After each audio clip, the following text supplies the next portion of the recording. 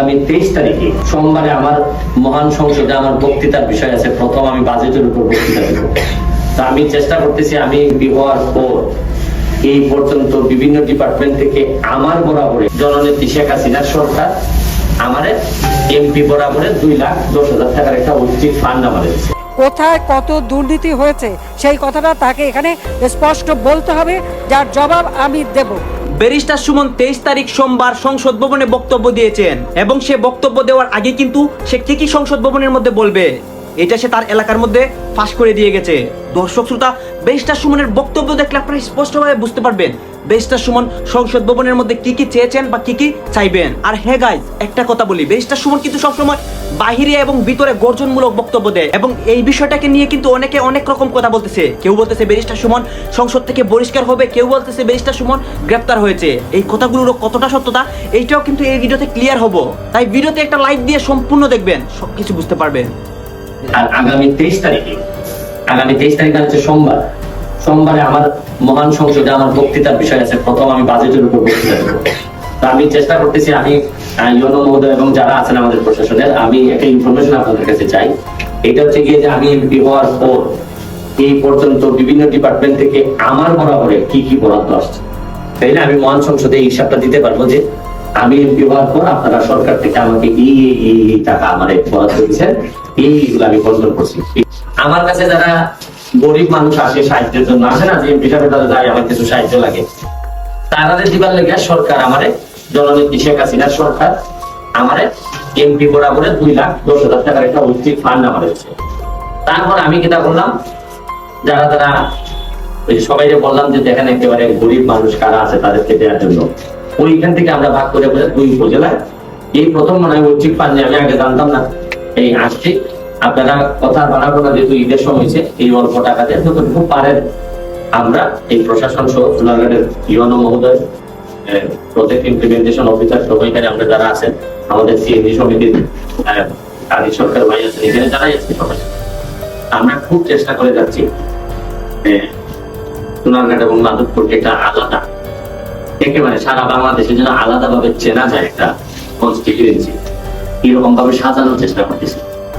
আপনারা জানেন যে অলরেডি এই আম গাছের চারা আমরা সারা সোনারগাঁ মাধবপুরে প্রায় টার্গেট 2 লাখ। এই আমের চারাগুলা এমনই বৈশিষ্ট্য যে 1 বছরের মধ্যে আম ধরবে। তো গত বছর আমরা অলরেডি আমি এমপি হওয়ার আগে 37,000 আমের চারা সোনারগাঁ মাধবপুরে দিয়েছিলাম। ওই সময় তো আমার তো এমপি না, যেহেতু ওই সময় আমার নিজের ফান্ড থেকে দিছি, এইবারও আমি নিজের ফান্ড থেকে দিতেছি, এটা সত্য।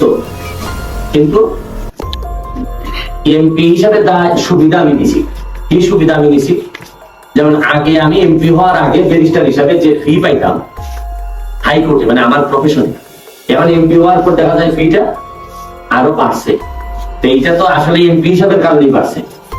তাইলে আমি মনে করি আমার ইনকামের মধ্যে আপনাদের, আমার রুজির মধ্যে আপনাদের একটা অধিকার আছে। এই জন্য এই টাকাটা দিয়ে আমি চাইতেছি, সরকারি ভাবে এখনো বরাদ্দের কোনো সিস্টেম আমরা পাই না যে কিভাবে গাছ দেওয়া যায়। আমরা আসলে অনেক ক্ষেত্রে দুর্ভাগা এই কারণে, যেমন ময়লা পরিষ্কার করার জন্য আমরা পুরা নদী পরিষ্কারের জন্য কিন্তু ওইভাবে ফান্ড আমাদের নাই, গাছ লাগানোর জন্য ফান্ড নেই, মানে পরিবেশ যেটা দিয়ে আমরা বাঁচবো এইটার জন্য আমাদের ফান্ড কম। তবে আমি চেষ্টা করতেছি এমপি হিসাবে জননেত্রী শেখ হাসিনার কাছে, আমি গত পরশুদিন আমাদের পরিবেশ মন্ত্রী যিনি সাবের হোসেন চৌধুরী, ওনার সাথে কথা বলছি।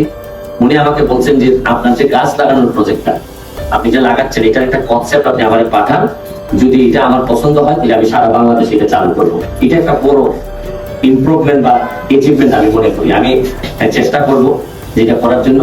আর আগামী 23 তারিখ হচ্ছে সোমবারে আমার মহান সংসদে আমার বক্তৃতার বিষয় আছে। প্রথম আমি বাজেটের উপর বক্তৃতা দেব। তা আমি চেষ্টা করতেছি, আমি ইউনো মহোদয় এবং যারা আছেন আমাদের প্রশাসনের, আমি একটা ইনফরমেশন আপনাদের কাছে চাই। এটা হচ্ছে গিয়ে যে আমি এমপি হওয়ার পর এই পর্যন্ত বিভিন্ন ডিপার্টমেন্ট থেকে আমার বরাবরে কি বরাদ্দ আসছে, তাইলে আমি মহান সংসদে এই হিসাবটা দিতে পারবো যে আমি এমপি হওয়ার পর আপনারা সরকার থেকে আমাকে এই টাকা আমার বরাদ্দ দিচ্ছেন, এইগুলো আমি বন্ধ করছি। এটা যদি আমাদের দেন তাহলে সারা বাংলাদেশে আমি একটা জিনিস পরিষ্কার করতে চাই যে একজন এমপি কয় টাকা পায় এবং এই টাকাটা কিভাবে মানুষকে দেয়। এটা আমার জন্য আপনারা দোয়া করবেন। সবাইকে নিয়েই এই বৃষ্টি দিনে আমি আপনাদেরকে বলতে চাই যে বৃষ্টির দিনে কষ্টটা আমাদের বেশি হয়, রাস্তাঘাট বিভিন্ন কারণে বিভিন্ন জায়গায়। আপনারা শুনে আরো আশ্চর্য হবেন, সুদারঘাটে এই 4 দিনে কাজ চলতেছে প্রায় 70 লাখ টাকার রাস্তার কাজ চলতেছে, এবং 4 দিনের মধ্যে কাজ কমপ্লিট করতে হবে। গতকালকে আমি দেখলাম যে অলরেডি গিলানি দেখলাম একটা রাস্তার কাজ শেষ করে বালুর পাড়ায় উদ্বোধন করা হয়েছে, ভিডিওটা আমি শেয়ার করছি। এবং সব জায়গায় আমার কথা হচ্ছে যে এই সরকার। আসসালামু আলাইকুম, ভালো আছেন আপনারা? দেশ অনেক উন্নতি হচ্ছে, এগিয়ে যাচ্ছে, আরো এগিয়ে যাবে। তারপর হচ্ছে কি আপনার কোনো অসুবিধা নাই, এই বন্যার পরে আরো উন্নতি হবে, বরাদ্দ আসবে, আমরা সরকারিভাবে দেখব, দেখে দেখে আপনারা চিন্তা করবেন না। এগুলা এটা হইল গিয়া 2 নম্বরই মাল গিয়া উনটি বাথরুম নাই। আমার কাছে মনে হয়েছে যে আমি এমপি হিসাবে 4.5 মাস, এর বড় যদি খালি বাথরুম লাইন শেষ করতাম না বাড়িতে, তাই কি যাতেন কি ওই মোটামুটি সব বাজার ওই প্রায় বাথরুম উদ্বোধন হয়ে গেছে, কিছু হইতাছে। আপনার বাথরুমটা দেখতে সুন্দর লাগছে এবং যে বানাইছেন ধন্যবাদ জানাই। এত সুন্দর করে একটা ফজলু ভাইনি আমি স্পেশাল ধন্যবাদ জানাইতেছি যে লোকটার রুচিবোধ আছে। আর এখানে যারা চালাইবা বাথরুমটা, বাজার কমিটির প্রতি আমার অনুরোধ, এই একজন এই বাথরুমের দায়িত্ব দিলাইবা আপনারা, যে এইটারে পরিষ্কার রাখবো, প্রয়োজনে বাথরুমের লাগে 5 টাকা করে নিব, নিয়ে এটা সবসময় সে পানি পরিষ্কার রাখার দায়িত্ব তার। এটা আমি বাজার কমিটির হয়ে যাইতেছে, কারণ কোনো জায়গার যত্ন করতে গেলে তারে কিছু পয়সা আপনার দিতেই বা যারই দিন আপনারা এটা দায়িত্ব দিবা, সেইটারে যত্ন করে রাখবো। আর হইল গিয়া আরো বিভিন্ন কাজ আপনারা জানেন, এই বৃষ্টির সময় এবার অনেকগুলা জায়গা রাস্তা ভাঙছে, এটা ঠিক করা, এটা দেখবার লেগে আসলাম। যাইবার সময় বাথরুমটা দেখে যাইতেছি, ডাকা তো মানছে আমার জিগায় যে তোর মিয়া তুমি ভাই আমি এমপি ঘুরে বেড়াইতে, তুমি গিয়ে বাথরুম গিয়ে উদ্বোধন করো।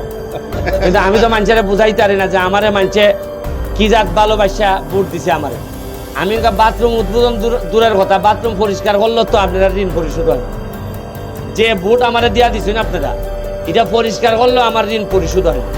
তারপর আমি সর্বোচ্চ চেষ্টা করে যাইতেছি, নিজের পয়সা, হাইকোর্টের পয়সা, সরকারি পয়সা, সব পয়সা এক জায়গা থাকি না খরচ করে দিয়ে যাইতেছি। এবং আপনারা আরেকটা কথা হয়, আর 2 বছর যদি আমি বাঁচি, আগের যারা নেতা আসলা তারা যে কি পরিমাণ আমরা ঠগাই গেছেন, এটা আপনারা হারে হারে টার পাইবে। আমার কর্ম তারা কিতা হইরা গেছেন, কুনাইন দিয়া টেকা খাইছন। আগে উনতাম টিয়ার কাবিকা, ইটা কাগজে টেকা তুলে লইতা, মানে ওই কাগজই দেখা গেছে যে খাম হয়ে গেছি গে, আবার কাগজই নিয়ে টেকা তুলে লইতা। এখন প্রতিটা টিয়ার কাবিকা একবারে কইয়া বললা যে ভাই তুমি লাভ নিলে 5,000 টাকা লাভ নিবা খাম কইয়া, কিন্তু তোমার খাম আমার ওই তুই বোঝে। আমি একটা কথা কইছিলাম নি যে আমি নিজে টেকা খাইতাম না, 2 নম্বরই করতাম না, আর কেউরে 2 নম্বরই করবার লাগিয়া দিতাম না। গাইস, আপনারা তো দেখলেন যে ব্যারিস্টার সুমন কিন্তু সংসদ ভবনের ওঠার আগে সে কিন্তু এটা ফাঁস করে দিয়েছে। ব্যারিস্টার সুমন সংসদ ভবনের মধ্যে গিয়ে কিন্তু বাজেটের উপর বক্তব্য দিবেন, এবং সেই বক্তব্যের মেইন ভিডিওটা কিন্তু আমি নেক্সট ভিডিওর মধ্যে আপলোড দিব, তাই চ্যানেলটি আপনারা সাবস্ক্রাইব করবেন। কোন আসেন আসল ঘটনায়, ব্যারিস্টার সুমন কিভাবে বহিষ্কার হবে। দর্শক শ্রোতা, ব্যারিস্টার সুমন কিন্তু সবসময় বাহিরে এবং ভিতরে, মানে সংসদ ভবনের ভিতরেও সে গর্জনমূলক বক্তব্য দেয়, তারপরে কিন্তু অনেক সভা মঞ্চেও গর্জনমূলক বক্তব্য দেয়। সে কিন্তু দুর্নীতিবাজদেরকে দুলাই করে, এবং এটা নিয়েই কিন্তু অনেকে সন্দেহ করে বলতেছে ব্যারিস্টার সুমন এমপি পদ থেকে বহিষ্কার হতে পারবে। এইটার কতটুকু সত্যতা রয়েছে এটা কিন্তু আমার নিজেরও জানা নাই। দর্শক শ্রোতা, আপনারাই বলেন ব্যারিস্টার সুমন বর্তমানে কোন পর্যায়ে রয়েছে, এবং ব্যারিস্টার সুমনের এমপি হওয়াতে আপনাদের কেমন লেগেছে। দর্শক শ্রোতা, প্লিজ কমেন্ট বক্সে বলে যাবেন, এবং আপনাদের কাছে আমার একটা রিকোয়েস্ট থাকবে, চ্যানেলটি সাবস্ক্রাইব করবেন।